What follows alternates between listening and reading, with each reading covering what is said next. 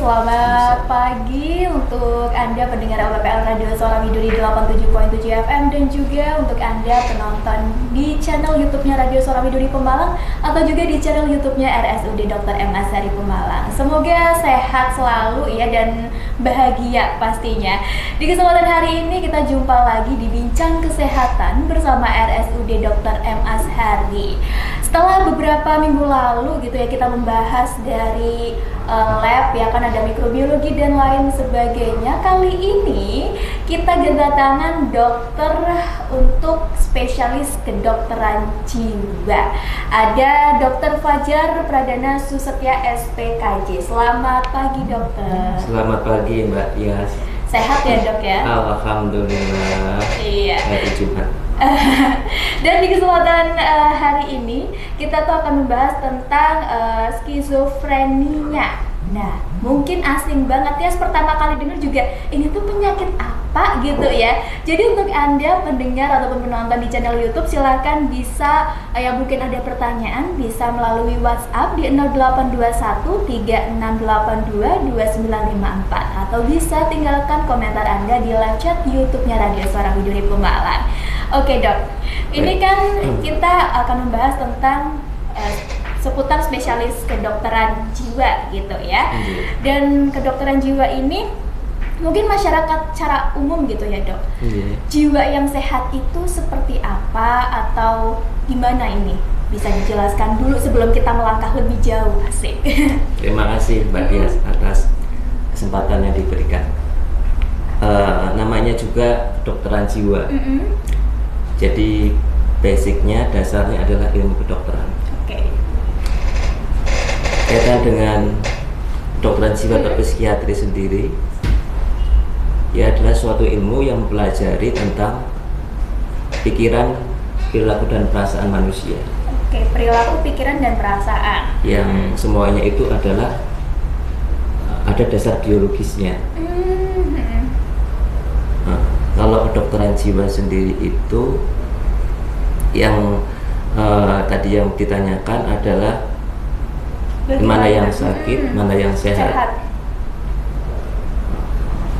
Baik, jadi kita harus memeriksa secara komprehensif, baik itu melakukan observasi, percakapan dan penggalian atau eksplorasi.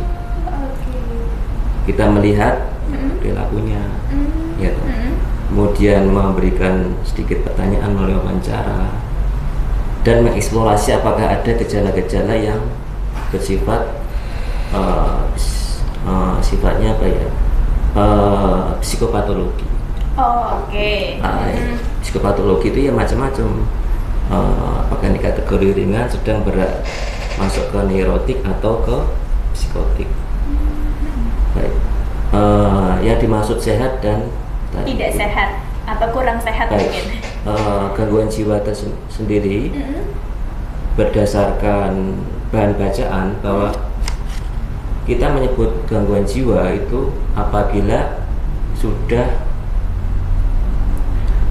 muncul suatu gejala, bukan hanya sekedar sedih dan takut, cemas,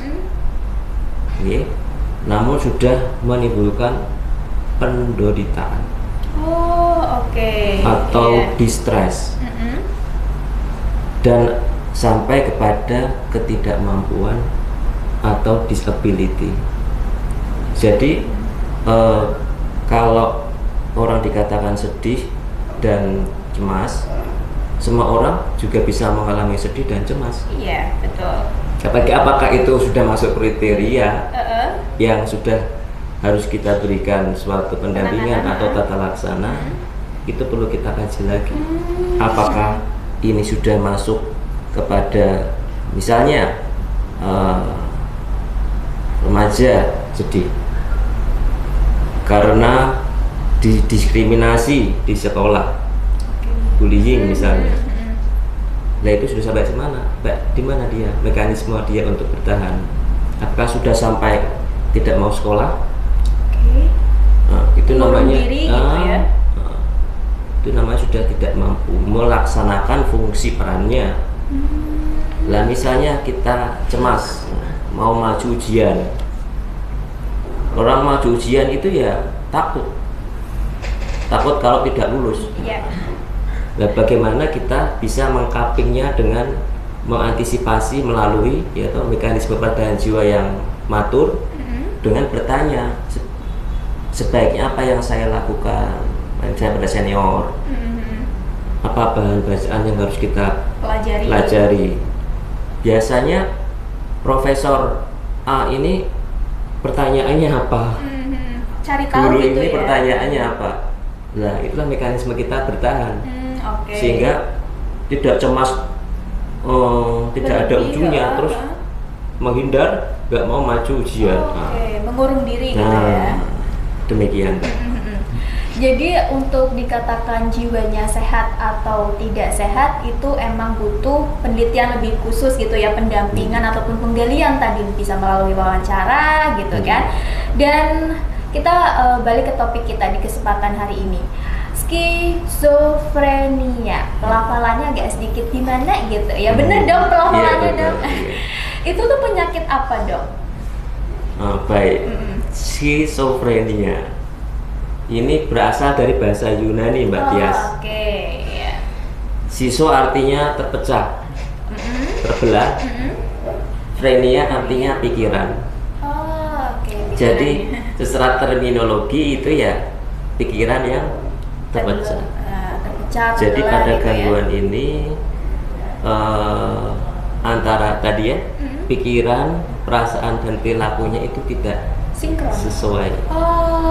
Okay. Misalnya dapat masalah kehilangan, dia malah ketawa-ketawa. Nah ini ya. Kehilangan keluarga, malah dia ketawa. Terusnya kan sedih, berduka. Kalau berduka sendiri itu dihargai dalam ilmu kedokteran jiwa. Kalau sedang berduka ya kita hargai. Tidak langsung di depresi duka. Sedang ada reaksi sedang berkabung berduka. Kalau di psikiatri itu 6 bulan. 6 bulan. Ya. Jadi harus serasi gitu. Kalau sudah nggak serasi, nah tanda-tanda. Ini ada apa? Jadi tadi skizofrenia berasal dari bahasa Yunani tadi ya dok ya. Dan itu artinya pikiran yang tadi terpecah ataupun juga antara perilaku, sikap dan perasaannya ini nggak nyatu gitu ya dok ya. Kalau itu penyebabnya ini pastinya banyak ya dok, ada beberapa penyebab. Mungkin bisa dijelaskan ke pemirsa atau pendengar penyebab dari skizofrenia. Skizofrenia salah satu gejalanya adalah gejala positif dan gejala negatif. Saya tambah sedikit. Gejala positif itu waham dan halusinasi. Waham itu apa dok? Waham adalah keyakinan yang salah. Dia percaya 100% dan sifatnya non realita. Fantasi gitu ya. Kalau halusinasi ya ada dengar suara misalnya atau melihat sesuatu namun tidak ada sumbernya, tidak ada objeknya. Dia berulang mengganggu. Kemudian muncul gaduh gelisah. Kemudian kalau gejala negatif cenderung pada menarik diri, hilang minat. Baik, itu semua ada dasar biologinya. Tadi disebutkan, ditanya kaitan dengan kausa penyebabnya. Sedikit masuk ke teori bahwasanya ada faktor biologis, faktor psikologis dan faktor sosial. Itu apa saja dok? Baik, faktor biologis itu bisa karena adanya gangguan pada zat kimia di dalam otak. Berarti penyakit ini ya penyakit yang ada sesuatu di dalam otak. Jadi gangguan jiwa tuh kalau kita sekolah dulu gangguannya di mana gangguan jiwa? Di sini. Kita disuruh ngulang. Gitu. Gangguan jiwa di sini. Gangguan jiwa itu ya semuanya ada di dalam sesuatu ada di dalam otak yang tidak tidak bisa terkoordinir dengan baik. Kembali lagi tadi biologi ya mbak ya, ada zat kimia yang tidak teratur ya, naik turun. Ya di dalam otak. Dia munculnya sehingga muncul suatu gejala tadi. Itu ya dikendalikan dengan obat. Kemudian faktor biologi itu bisa karena trauma masa persalinan. Oh, bisa juga. Kemudian bisa oleh karena misalnya pada bayi dengan lahir prematur, bayi prematur, kemudian BPNR. Itu bisa kita ikuti perjalanannya karena hasil penelitian ini adalah faktor risiko di masa. Jadi itu jangka panjangnya dari bayi yang prematur juga bisa terkena. Iya, di dalam kemungkinannya. Studi seperti itu. Oke. Kemudian tadi faktor genetik juga berperan, itu menjadi prioritas kita. Sehingga kalau misalnya ada klien kita yang mengalami gangguan, kita kaji ada riwayat keluarga atau tidak, ada riwayat anggota keluarga yang mengalami gangguan jiwa atau tidak. Ada. Kita periksa, kita layani. Saat ini masih kita layani. Dalam satu anggota keluarga ada 2 orang, 3 orang, kakak beradik. Berarti itu menurun ya, Dok? Menurun. Untuk kesehatan jiwa itu menurun dari genetik. Dan kita akan cari itu dalam proses wawancara. Kemudian adalah tadi faktor psikologis. Itu adalah stresor, diatesis stres. Kerentanan terhadap stres. Ya, diantaranya adalah pola asuh misalnya, pola asuh yang double bind misalnya, dia kan rentan kaitan dengan pengasuhan yang berbeda antara bapak dan ibu. Bapaknya ngomong gini, ibunya ngomong gini, kemudian anak diasuh oleh mbahnya, eyangnya, sedangkan bapak ibunya bekerja di luar kota. Lah ini kan biasanya kalau orang kakek nenek kan mengasuhnya kan serba pengennya dituruti, gitu, tidak ada rem. Iya, betul. Akhirnya dia akan terbawa di saat dewasa. Kalau keinginannya harus dituruti semuanya. Kemudian itu faktor sosial, adalah stresor psikososial. Stresor psikososial itu ada ringan, sedang, dan berat. Ada tahapannya berarti. Ringan, sedang, berat. Misalnya kalau ringan ya kita pindah kerja, pindah tempat bekerja. Kalau sedang, kehilangan teman kerja, ini teman biasa kita kehilangan. Kemudian yang berat berkaitan dengan kehilangan anggota keluarga, salah satu kehilangan pasangan. Kalau yang malapetaka itu adalah bencana sehingga menimbulkan kehilangan banyak anggota keluarga. Ini seperti kemarin pandemi itu katastrofik, sifatnya dia stresor yang berat. Itu bisa juga tergantung dari mekanisme pertahanan jiwa yang bersangkutan untuk mempersepsikan stresor atau ketegangan yang dialaminya. Demikian, Mbak. Jadi untuk penyebab skizofrenia ini sebenarnya banyak sekali ya, Dok. Nggak cuman hanya satu, tapi ada beberapa penyebabnya. Tadi mulai dari pengaruh sosial, kemudian genetik juga.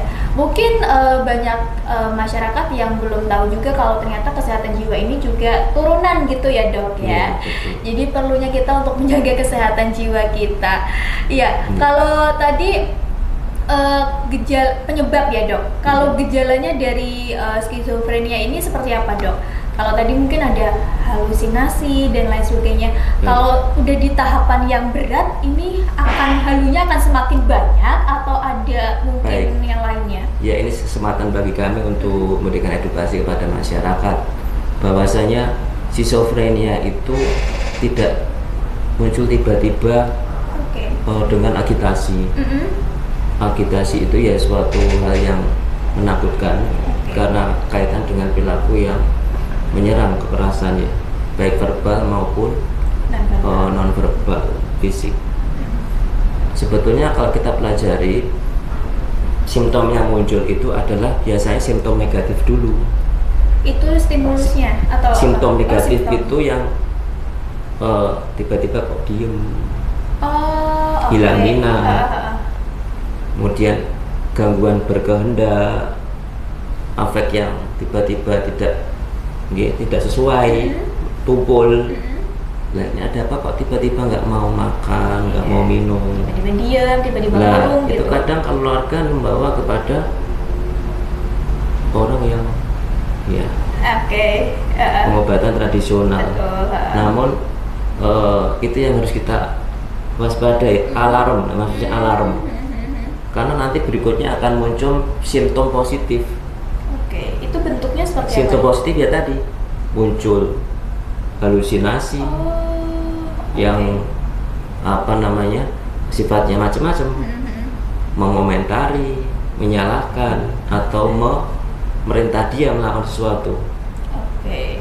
Bisa sampai pada tindakan kriminal. Ini yang Bunuh diri? membahayakan. Ya, membunuh diri dan Menyakiti orang lain. Oh, oke. Ada pasien diminta untuk masuk ke dalam sumur, ada kemudian perintah untuk ya tindakan kriminal tadi. Oke. Ya ini yang perlu diwaspadai. Kemudian kembali lagi setelah itu ke simptom negatif. Jadi simptom negatif, simptom positif, kemudian masuk ke simptom negatif. Jadi sebetulnya fase skizofrenia ini ya seperti fase gangguan atau penyakit yang lain. Kayak ya penyakit-penyakit seperti tipes atau ya itu kan misalnya itu kan itu sebetulnya ini seperti itu. Ini dikendalikan dengan ya toh dengan deeskalasi verbal dulu, dengan rujukan bisa tenang nggak, kalau enggak ya kita bantu dengan obat. Itu yang maksudnya kita perlu sampaikan kepada masyarakat, kalau memang ada hal-hal yang jangan didiamkan, kasihan itu diwaspadai ya. adiknya sendiri, kakaknya sendiri, putranya sendiri begitu, oke? Mata dados ayo demikian. Karena tadi kalau emang sudah sampai berat bahaya gitu, membahayakan lingkungan dan bisa membahayakan dirinya sendiri. Iya, jadi untuk masyarakat ya mungkin di masyarakat di kota besar sudah paham dan sudah mulai care sama yang namanya kesehatan jiwa gitu kan. Jadi tapi ada apa namanya plus minusnya nih dok. Biasanya dengan seiring perkembangan zaman ya kita kan akan mudah untuk mengakses sebuah informasi lewat internet gitu. Kadang kalau kita cemas dikit kemudian nanti apa namanya searching gitu ya dok ya, nanti akan muncul kayak jadinya itu mendiagnosis diri sendiri yang belum tentu itu benar gitu ya dok ya. Dan itu sebenarnya harus kita waspadai. Kalau misalkan memang tadi sudah ada gejala-gejala seperti yang dokter sampaikan, alangkah lebih baiknya langsung dibawa ke medis gitu ya dok, bukan ke tadi tradisional, karena pasti penanganannya akan berbeda dan efek yang akan ditimbulkan di kemudian hari juga akan berbeda gitu dokter. Betul ya. Oke, kita tuh masih banyak sekali yang bakal dikulik ya mengenai skizofrenia ini tadi, dimana memang ini mungkin di tengah-tengah masyarakat sudah, apakah banyak dok penderitanya? Untuk di RSUD M Azhari sendiri ya kami melayani dari yang akut sampai kronis. Jadi yang akut itu ya episode awal dan kekambuhan, sedangkan kronis ya dengan dosis pemeliharaan jangan sampai kambuh. Karena kalau kambuh atau relapse itu semakin berat di otak, jadi akan muncul ya gangguan lebih berat. Efeknya akan lebih ekstrim gitu ya dok ya. Oke, jadi emang kesehatan jiwa ini kalau kita jiwanya nggak sehat agak-agak susah untuk menjalani kehidupan gitu ya dok ya. Dan seperti yang tadi dijelaskan sama dokter Fajar nih, kesehatan jiwa itu bukan di sini ya dok, tapi di ini. Makanya kalau misalkan orang bilang hilang akal itu ya benar ya di sini ya dok ya, bukan di sini gitu kesehatan jiwa ini. Oke, nanti kita bakal bincang-bincang lagi seputar skizofrenia ini. Untuk Anda jangan kemana-mana, tetap di 87.7 FM. Ya, masih di Bincang Kesehatan bersama RSUD Dr. M. Azhari Pemalang, dan Anda masih menyaksikannya melalui channel YouTube Radio Suara Widuri dan juga channel YouTube-nya RSUD Dr. M. Azhari. Kita masih bersama Dr. Fajar, spesialis kedokteran jiwa, bukan kesehatan jiwa tapi kedokteran jiwa ya dok ya. Titipan dulu dari guru kedokteran jiwa, jangan kesehatan jiwa. Oke. Kalau kliniknya boleh klinik kesehatan jiwa. Tapi kalau spesialisnya kedokteran jiwa atau psikiatri, karena memang basicnya adalah kedokteran. Oke. Demikian Pak. Iya gitu. Jadi masyarakat juga bisa lebih tahu. Tadi kita lagi bahas mengenai skizofrenia yang ternyata ini terpecahnya pikiran gitu ya dok, pikiran kemudian antara perasaan dan juga perilaku ini tidak sinkron gitu. Ini bisa disebut hilang akal juga nggak ya dok ya? Apa berbeda lain? Karena di gangguan ini tuh tadi disebutkan ada simptom positif, simptom negatif, dan simptom pada kognitifnya. Dia akan menjadi sulit fokus dan ada gangguan memori. Makanya yang sering bingung tampak hilang tadi ya sebut hilang akal tadi ya munculnya memang iya seperti itu. Dia kan nggak tahu keadaan yang dia alami, jadi ada gangguan kesadaran secara psikiatris. Namun kalau secara neurologis dia baik, normal. Namun secara psikiatris yang perlu kita kaji seperti itu. Iya. Sekali lagi. Jadi memang untuk kesehatan jiwa ini sebenarnya berdampak ya untuk kehidupan kita, seperti yang tadi diinformasikan sama dokter juga, ketika memang ada sanak saudara yang mungkin sudah mulai menarik diri gitu kan, kayak terutama buat remaja-remaja ya dok, yang biasanya kayak stres dikit udah ngurung di kamar gitu kan. Itu kita sebagai orang tua harus lebih peduli gitu ya, nggak apa-apa misalkan tanya gitu kan. Di sini biasanya kalau stres-stres gitu kan pengennya kan diajak cerita, diajak curhat gitu ya dok. Emang seperti itu atau bagaimana dok? Iya, baik. Kalau dalam menghadapi stres secara umum pun kita alangkah baiknya kita menceritakan kepada teman dekat dan dipercaya. Oke, dipercaya ya dok ya? Iya, tidak lantas diam. Tidak lantas ditekan, dilupakan. Oh, nggak boleh dilupakan. Kalau MPG-nya itu represi. Iya. Kekecewaan yang ditekan, dilupakan, mencoba dilupakan tapi masih ada bekas gitu. Ya emang alangkah baiknya kita mudah memaafkan, atau dalam istilahnya guru kami menyampaikan forgiveness terapi. Terapi memberi maaf. Iya. Nah ini yang karena emang ini otomatis yang biasa dilakukan. Mekanisme pertahanan jiwa itu suatu godaan menanggulangi stres yang kita dapat. Dia biasanya menggunakan mekanisme seperti apa? Dia kan polanya seperti itu terus. Dalam satu individu itu atau kebanyakan? Iya, otomatis. Sifatnya otomatis, tidak disadari. Iya. Dan kita bakal lanjut lagi nih ke skizofrenia. Untuk mengatakan orang itu mengidap atau menderita penyakit tersebut ya dok. Ini kan pasti nggak ucuk-ucuk ya dok ya. Ada beberapa tahapannya untuk orang didiagnosis skizofrenia. Ini seperti apa dok untuk menentukan orang sebagai penderita? Baik. Iya. Ya, ini adalah suatu kompetensi ketika kita dulu belajar skizofrenia itu kan, kita benar-benar mengkajinya dengan baik. Ya tentunya dengan memeriksa bersangkutan secara langsung, tidak lantas mendengar katanya. Dengan menggunakan data primer kita bertemu, melihat bagaimana dia berperilaku, bagaimana dia memandang kita, bagaimana afeknya, roman mukanya, bagaimana dia berbicara, bagaimana arus pikirnya, yaitu harus diperiksa. Tentunya kalau memang perlu ya kita tegakkan lagi, kita cek secara fisik, atau memang ada riwayat penyakit fisik, penyakit riwayat demam misalnya. Karena pada kasus demam, observasi febris yang lama, pada kasus tipoid, sepsis, itu bisa mengalami gangguan kesadaran mirip skizofren. Maka hati-hati, saya diatur oleh guru kalau di daerah ada tiba-tiba seperti itu, dikaji apakah ada riwayat demam yang lama. Jangan-jangan tipoid, jangan-jangan ya, gangguan organik lainnya. Oke, oke. Karena itu yang harus disingkirkan. Begitu Mbak.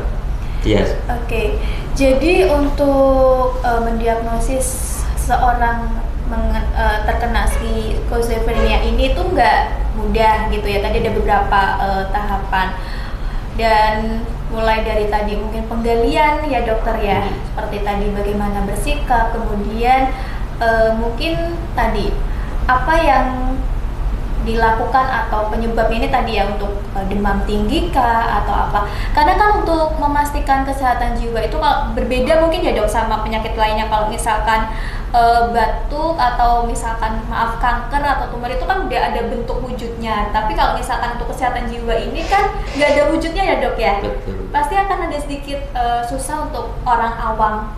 Kalau dokter sih pasti udah bisa lihat gitu ya, tapi kalau orang awam kan memang itu tadi harus peduli sama kesehatan jiwanya dengan datang ke orang yang berkompeten, dalam hal ini adalah spesialis kesehatan jiwa atau kedokteran jiwa ya, kedokteran jiwa yang betul. Dan tadi ternyata demam yang apa tadi dok, panjang, Febris. oh itu juga akan berpengaruh terhadap otak kita berarti. Iya, semuanya bisa. Namanya gangguan mental karena organik. Diabetes bisa juga berefek kepada kemudian gangguan fungsi organ bisa. Oke. Makanya perlu hati-hati dan titip kepada masyarakat keluarganya. Ini masuknya infeksi kronis lama yang menimbulkan gangguan mental ataukah memang schizofren, begitu Mbak. Oke, jadi sebenarnya bukan hanya dari kayak mungkin tadi ya apa yang menyebabkan dia stres atau apa yang akhirnya bisa terkena skizofrenia ini, tapi tadi dengan demam ataupun penyakit-penyakit lain nantinya juga bisa mengarah ke situ ya dok berarti? Iya, semuanya akan sampai kepada otak karena darah kan mengalir ke dalam tubuh kita ya. Oke, itu berarti untuk menentukan orang menderita penyakit ini tidak mudah, tapi butuh beberapa proses. Dan mungkin tahapannya ini berapa lama dok? 1 minggu? Baik, 1 bulan ya itu atau? yang perlu kita sampaikan. Namanya gangguan, kalau kita biasa kalau di bidang kedokteran jiwa itu gangguan, bukan penyakit. Disorder, karena kita harus mengumpulkan data tadi yang disebutkan, gejalanya, ada penderitaan atau tidak, ada ketidakmampuan dalam hal fungsi peran, fungsi sosial, waktu luang, dan rawat diri atau tidak. Gitu ya Mbak ya? Iya, jadi ada akut, ada kronis. Akut itu 2 minggu. Untuk yang akut? Kronis 1 bulan lebih dari 2 minggu. Kalau misalnya dalam 2 minggu kita menyebutnya clear schizophrenia akut. Itu fase akut, kita biasa mengobatinya 1 bulan sampai 2 bulan. Kemudian itu kita berikan dosis optimal, mampu mengendalikan gejala. Tujuannya adalah menghilangkan gejala. Sedangkan yang tadi fase kita mengobati ya. Nah, misalnya akut ya, akut itu bisa oleh karena episode awal ataupun kekambuhan. Kambuh ya. Kambuh, sudah pernah kambuh. Nah, itu kita 2 sampai 4 minggu sampai 8 minggu. Kemudian fase stabilisasi itu sampai 6 bulan. Biasanya dosisnya sama seperti kita fase akut, stabilisasi. Kemudian fase stabil, tujuannya adalah pada sampai derajat fungsinya dia kembali ke masyarakat, bukan hanya sekedar mengendalikan gejala. Demikian. Nah, iya, silakan dok lanjutkan. Baik. Kalau fase akutnya penting karena ini yang kita kejar untuk jangan sampai putus obat. Karena kalau fase akut dilakukan dengan baik, kita akan merekomendasikan untuk penata laksanaan selama 2 tahun. Apa itu dok? 2 tahun pengobatan. Namun misalnya kalau sampai relapse, kambuh, tidak patuh minum obat, merasa sembuh, gitu, saya udah nggak sakit kok, kenapa berobat? Itu kalau sampai kambuh, relapse, itu rekomendasi dari konsensus ada sampai pada 5 tahun. Oh, jadi durasinya makin lama pengobatannya itu. Oh, oke.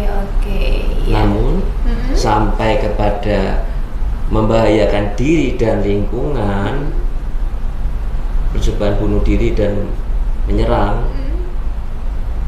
tindakan kriminal bahkan bisa seumur hidup. Oke. Maaf dok, kalau misalkan yang kayak di jalan-jalan ODGJ ya kita sebutnya, itu masih masuk ke skizofrenia yang akut atau itu dari lain lagi? Itu yang dikaji lagi. Oh. Kita cari datanya, mana keluarganya, dia orang mana,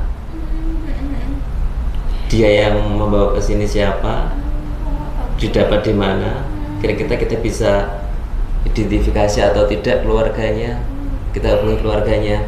Kalau kita udah tahu keluarganya kan kita bisa kaji, kita gali riwayat pendidikannya, riwayat pekerjaannya, gitu. Munculnya gejala kapan, kok bisa sampai hilang dari rumah misalnya. Tidak semerta-merta kita menangani dengan misalnya lupa atau bingung atau marah, namun kita mencoba mendekatkan pada profil daripada klien kami, pasien kami.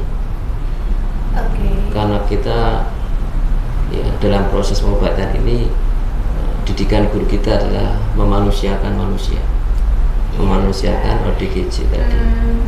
Itu untuk kasus ODGJ ya, sahabat Widuri. Dan kita ini ada pertanyaan dok dari WhatsApp ya, ini ya. Dari Bu Fitriasih di Jalan Dieng Mulyaharjo.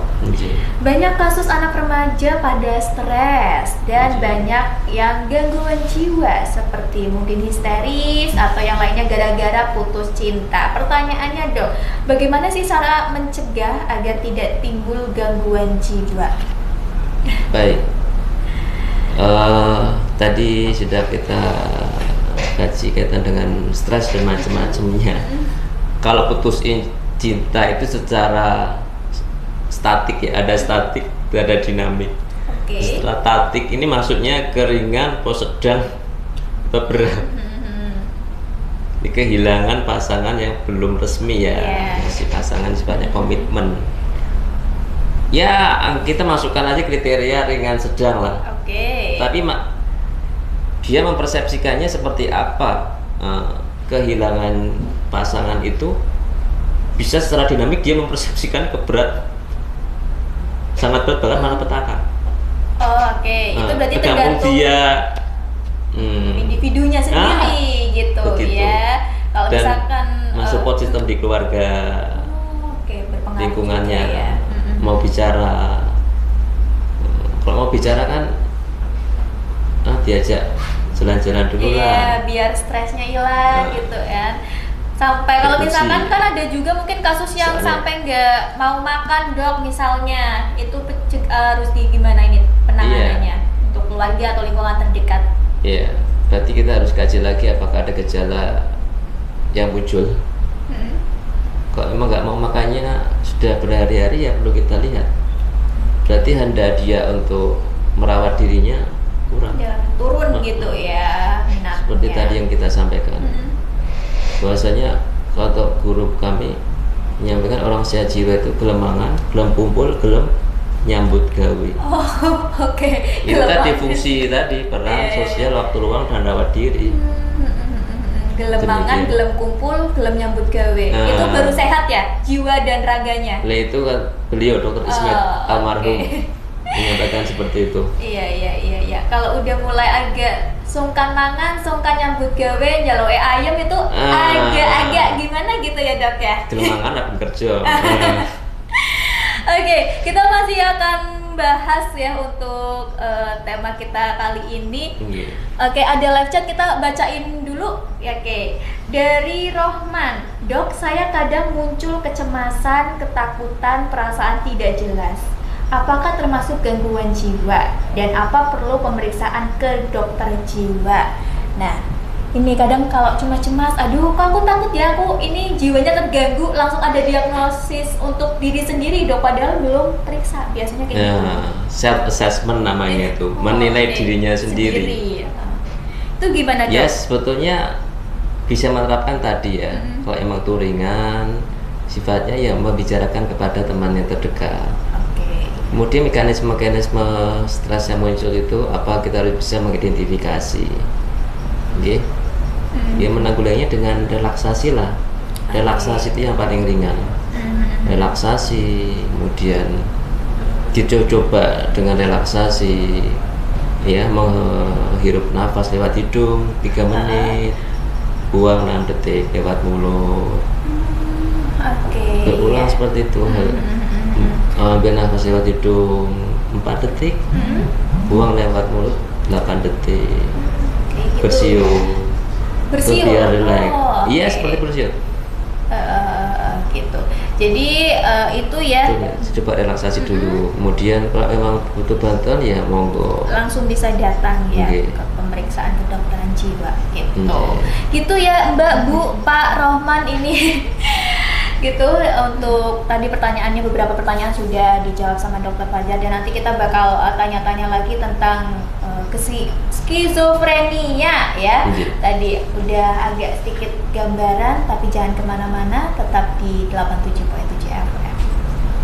Masih di Bincang Kesehatan bersama RSUD Dr. M. Ashari dan masih bersama Dr. Fajar, spesialis kedokteran jiwa.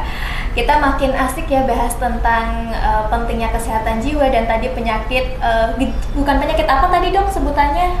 Disorder, gangguan skizofrenia.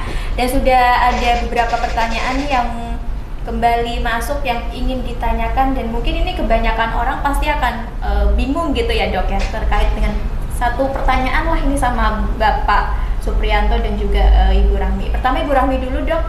Dari Ibu Rahmi di Wanarejan, seseorang dengan gangguan jiwa apakah harus minum obat selamanya? Tadi sudah sempat disinggung sedikit sama Dokter Fajar. Mungkin bisa disampaikan lagi dokter? Terima kasih Bu Rahmi. Iya.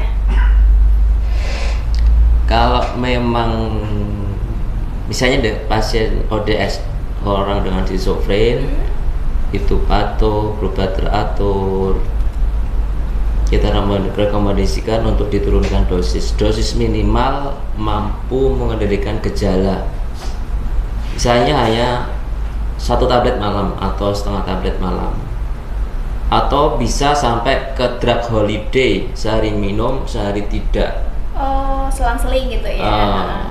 Tidak lantas dilepas karena merasa sembuh, karena itu bisa kumat lagi gitu. relapse, kambuh. Karena tadi disebutkan adalah kelainannya di otak, ada zat kimia yang naik turun tidak tentu gitu. Nah, itu digandakan dengan obat. Nah, kalau gangguan lain kan tentunya bukan schizofren saja, di banyak ya. Depresi, cemas. Kalau udah muncul gangguan jiwa ya tambahi gangguan, gangguan cemas. Atau gangguan depresi berulang. Dan itu ya ada tata laksana sesuai dengan guideline. Kalau misalnya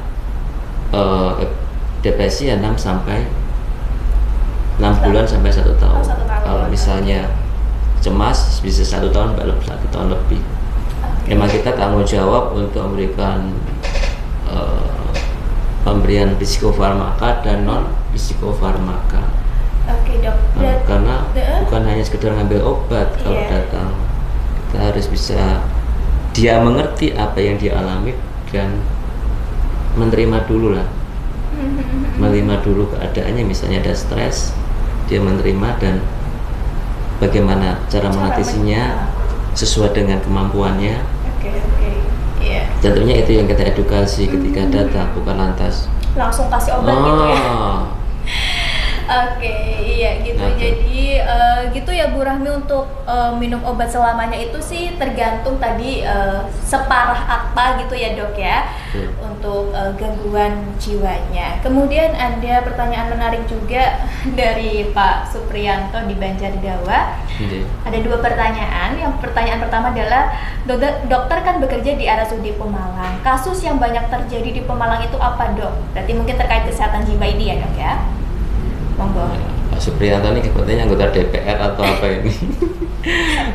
Pak Supriyanto baik. Iya. Kalau dari perawat kami yang dilatih memang Pemalang ini cukup banyak insidensi prevalensinya terbanyak dua setelah Pati. Setelah di Jawa Tengah. Iya. Oke. Kemudian apa yang terbanyak di Pemalang? poli yang biasa kontrol ya masih didominasi oleh gangguan psikotik. Oke. Dengan psikotik ya diantara schizofrenia ini. Karena gangguan psikotik hanya schizofren. Banyak jenisnya. Iya, perlu di Seperti apa lagi selain misalnya depresi dengan psikotik, Oke. gangguan bipolar dengan psikotik. Kemudian ada lagi dok? Iya, sementara itu. Baru itu ya. Gitu. Kemudian apa lagi tuh Mbak? Ya, kemudian pertanyaan kedua nih. Kalau banyak calon anggota DPR ataupun kades yang gagal ya, kemudian menjadi agak gangguan jiwa itu termasuk skizofrenia atau bukan nih dokter? Menarik ya dok pertanyaannya. Ya namanya schizofrenia itu sudah muncul gejala psikotik itu sudah tidak mampu ya reality testing ability-nya maupun untuk menilai realitanya itu kurang.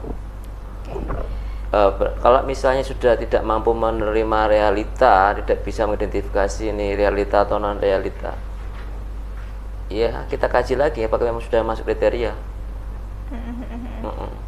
Kalau baru sampai ya karena kecewa ya nggak langsung iya, di ini jadi skizofrenia gitu ya dok ya, Iya. harus ada penggalian lebih Iya. lanjut seperti itu. dia misalnya tidak terpilih menjadi kepala desa atau tidak terpilih menjadi ketua Anggota DPR padahal sudah mengupayakan ya segala sedemikian kemampuannya rupa gitu ya.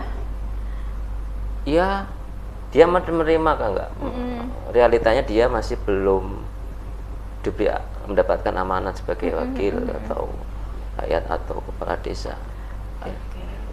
Dia menerima kan enggak keadaan ini gitu loh.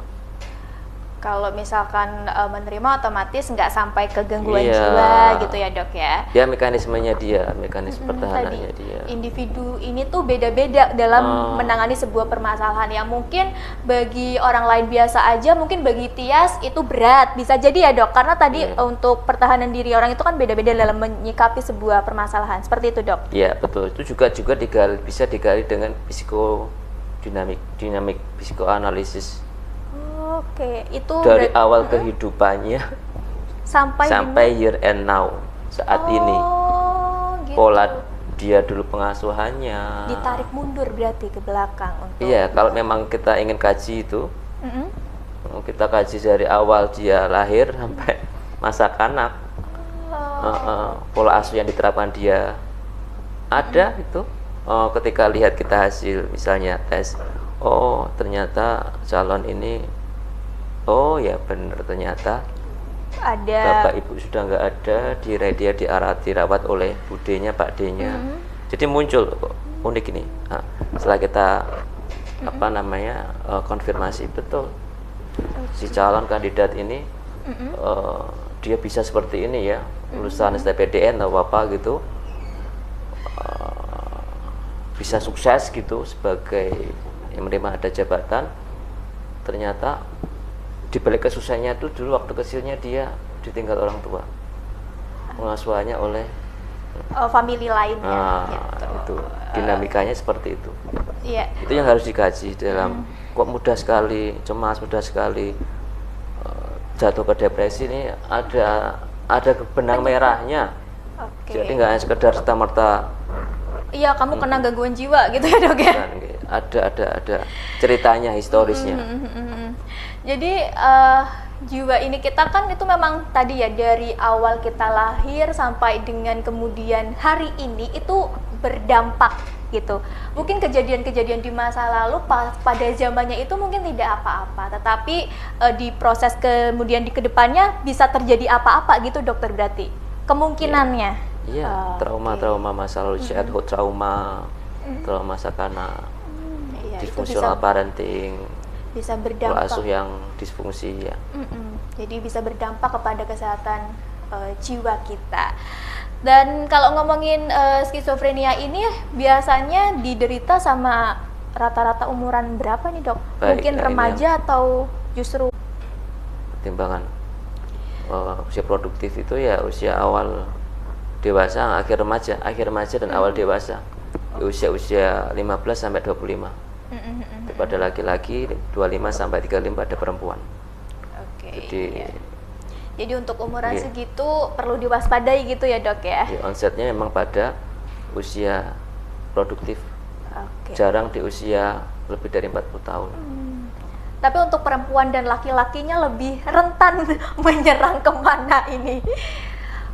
Laki-laki atau perempuan? Ya, kah? kita harus cari lagi datanya, Mbak. Karena memang gitu. ya nggak usah takut, Mbak. Karena kan ya, karena ada sifatnya memang onsetnya tuh itu tadi ya, ada early, ada late, ada early onset, ada late onset. Kalau late onset itu biasanya kita didik dengan demensia. Oke, Kita itu- diagnosis banding dengan demensia. Oke, itu Demensia berbeda demensia. lagi, nggih. Berbeda sama skizofrenia ini. Iya, Oh. makanya dulu ketika awal muncul itu skizofrenia sering dikatakan ini demensia prekop, demensia yang terjadi pada usia muda. Tapi itu sebenarnya ternyata- berbeda ya. Gitu. Oke. Ya, dok, kalau misalkan pelayanan pemeriksaan atau mungkin masyarakat ya untuk pengen konsultasi karena tadi seiring perkembangan zaman masyarakat jadi lebih peduli sama kesehatan jiwa, terutama biasanya anak-anak muda nih yang kayaknya stres dikit langsung panik, terus kadang misalkan moodnya berubah-berubah, kemudian kayak mendiagnosis diri sendiri, aduh gue bipolar ya gitu. Mungkin pengen nanti sharing atau konsultasi sama dokter, ini jadwalnya setiap hari apa, atau mungkin ada biayanya atau enggak, monggo dok. Baik, kami melayani di RSUD itu hari Senin sampai Sabtu, Senin sampai Sabtu. dan kami longgarkan di hari Jumat untuk kegiatan seperti ini, promosi dan prevensi. Oke. Kalau Untuk- biayanya? Biayanya kami edukasi untuk memakai BPJS dan gitu. jam keseda, terutama yang gangguan jiwa berat, karena dia adalah gangguan sifatnya kronis, perjalanannya panjang Oke. dan progresif, kronis progresif. Kita edukasi dengan jaminan kesehatan pada Dinkes atau Pemda untuk Ada kita dengan jam bantuan. keseda. Oh, Jam jam keseda. keseda itu. Nggih. Ya, gitu ya masyarakat yang mungkin mulai peduli, mulai care sama kesehatan jiwanya, nanti bisa langsung ketemu sama Dokter Fajar di RSUD Dr. M. Ashari. Dan mungkin terakhir sebagai closing statement dari dokter ya, karena bertepatan kemarin ada peringatan hari yang betul Hari Kesehatan Mental atau Hari Kesehatan Jiwa nih dok. HKJS, Hari Kesehatan Jiwa ya. Sedunia, Oke. tanggal 10 Tanggal 10 Oktober. Oktober kemarin, dan banyak sekali terutama di media sosial yang mungkin nggak tahu kenapa lewat di media sosialnya Tias gitu ya. Itu tuh banyak yang menyuarakan tentang pentingnya kesehatan jiwa ini. Mungkin ada yang ingin disampaikan oleh dokter terkait hal tersebut, monggo. Baik, terima kasih. Matur nuwun. Terkait dengan HKJS tahun ini bertema Make Mental Health and Well-being for All as a Global Priority. Jadi jadikanlah kesehatan mental sebagai dan kesejahteraan untuk semua sebagai prioritas global. Oke, itu Jadi, temanya ya. Baik, nggih. Dan titipan saya kaitan dengan kesehatan mental. Yuk bareng-bareng kita bangun kesehatan mental di Kabupaten Pemalang khususnya. Dan apabila ada saudara atau tetangga yang sedang berobat, mohon mohon dukungannya.